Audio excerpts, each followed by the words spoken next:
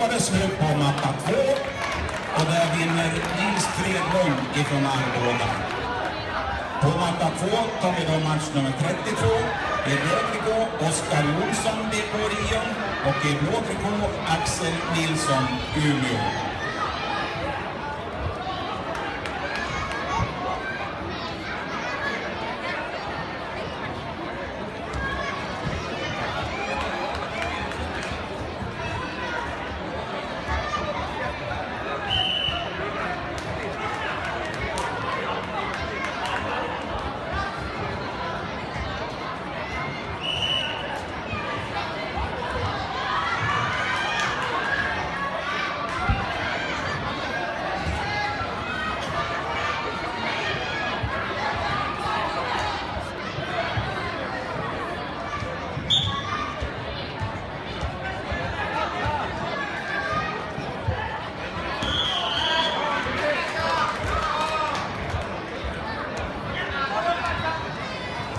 På matta 3 är matchen slut och där vinner Felix Morsing ifrån Bålsvall.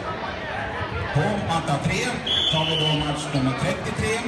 I röd trikå Oskar Hellgren, BK Rion, och i blå trikå Ludvig Rydmark, Härnösand.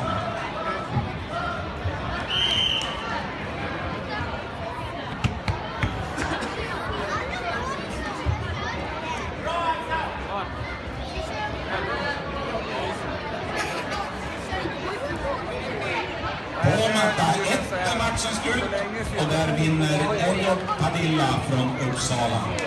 På matta 1 tar vi då match nummer 34. I röd trikå Walter Lydén, Söderhamns BK.